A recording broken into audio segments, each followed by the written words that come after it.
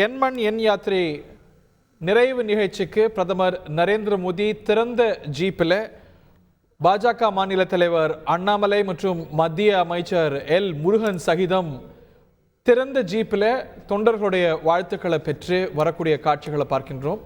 நாடாளுமன்ற புதிய வளாகம் போல அமைக்கப்பட்டிருக்கக்கூடிய மேடை முகப்பு வாயிலாக பிரதமர் நரேந்திர மோடி அரங்க மேடைக்கு வரக்கூடிய காட்சிகள் இவை.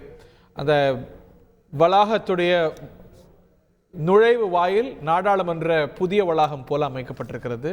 மேடை தாமரை சின்னத்தில் அமைக்கப்பட்டிருக்கிறது. பிரதமர் நரேந்திர மோடி இரு பக்கமும் கூடியிருக்கக்கூடிய இந்த கூட்டத்துக்கு வந்திருக்கக்கூடிய மக்களுடைய வாழ்த்துக்களை பெற்றவாறு பாஜக மாநில தலைவர் மத்திய அமைச்சர் எல் முருகன் சகிதம் வரக்கூடிய காட்சிகளை பார்க்கின்றோம். இந்த விழா அரங்கமே அப்படி தான் அமைக்கப்பட்டிருக்கிறது. அவர் சாலை மார்க்கமாக நடுவில் வர ரெண்டு பக்கமும் தொண்டர்கள் அமர்த்த ஏற்பாடு செய்யப்பட்டிருக்கிறது.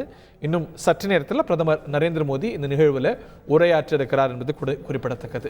கடந்த சில மாதங்களாக என் மண் என் மக்கள் என்ற தலைப்பிட்டு மாநிலம் முழுக்க நடைபயணம் மேற்கொண்டு வருகிறார் பாஜக தலைவர் மாநில தலைவர் அண்ணாமலை. அதனது நிறைவு நிகழ்வில் தான் பங்கு கொள்றதுக்கு பிரதமர் நரேந்திர மோடி வருகை தந்திருக்கிறார்.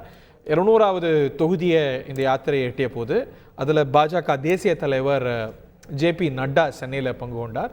இது 234வது தொகுதி மாதிரி திட்டமிட்டிருக்கிறாங்க.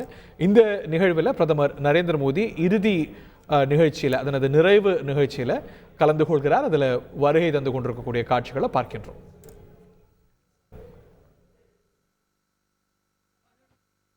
बात है कि प्रधानमंत्री का जो व्यक्तित्व है, जो उनका कृतित्व है, उससे சாலையின் இரு மருங்கிலும் ஒரு சாலை போல இது அமைக்கப்பட்டிருக்கிறது. இந்த கூட்ட அரங்கமே அப்படிதான் அமைக்கப்பட்டிருக்கிறது. அவர் இந்த யாத்திரை போல அவருடைய ஜீப்ல திறந்த ஜீப்ல வரதுக்கான ஏற்பாடுகள் விழா மேடையை நெருங்கி கொண்டிருக்கிறார் பிரதமர் நரேந்திர மோடி. உடன் பாஜக மாநில தலைவர் அண்ணாமலை மற்றும் மத்திய இணையமைச்சர் எல் முருகன் ஆகியோர். பிரதமர் நரேந்திர மோடி அவருடைய உரை உற்று கவனிக்கப்படுகிறது. அதில் என்னென்ன பொலிட்டிக்கல் மெசேஜஸ் இருக்க போகுதுன்னு பார்க்கணும்.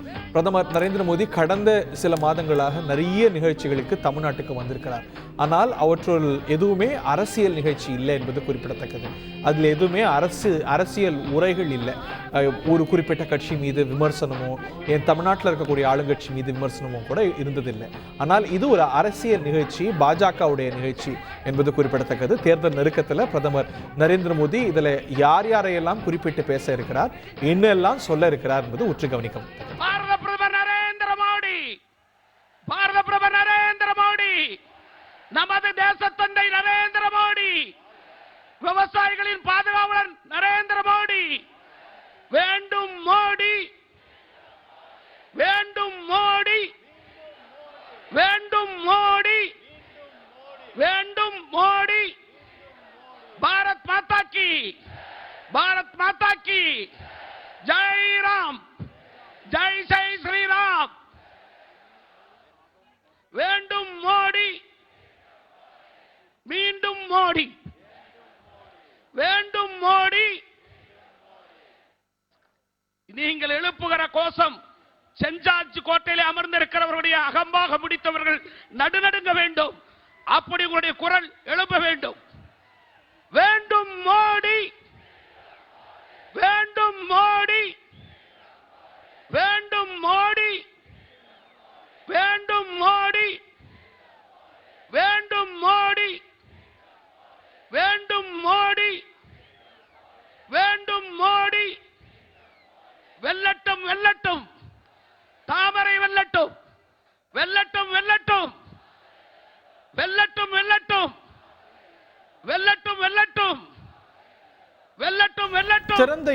திறந்த ஜீப்பில் பிரதமர் நரேந்திர மோடி பாஜக மாநில தலைவர் அண்ணாமலை மற்றும் மத்திய இணையமைச்சர் முருகன் சகிதம் வரக்கூடிய காட்சிகள்.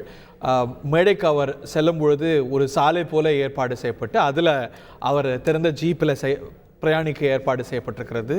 மேலே பாஜகவை சேர்ந்த KP ராமலிங்கம் கோஷங்களை முன்வைத்து வரக்கூடிய காட்சிகளை பார்க்கின்றோம்.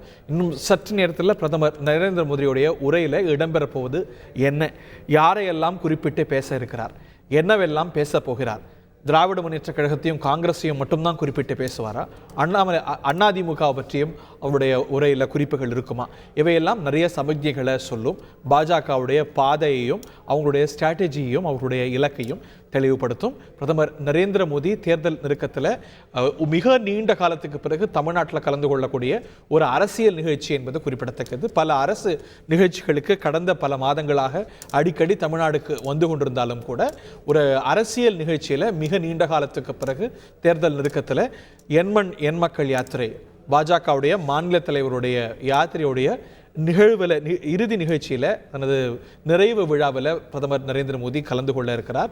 இன்று காலை கூட கேரளாவில் இப்படி ஒரு யாத்திரை பயணத்துடைய நிறைவு நிகழ்ச்சியில் கலந்து கொண்டார் என்பது குறிப்பிடத்தக்கது. தென் மாநிலங்கள் பாஜகவுக்கு ஒரு பெரும் சவாலாக இருக்க கேரளா, தமிழ்நாடு இது போன்ற மாநிலங்களுக்கு கூடுதலான பயணங்களை பிரதமர் நரேந்திர மோடி கடந்த பல மாதங்களாகவே சென்று வருகிறார் என்பது குறிப்பிடத்தக்கது.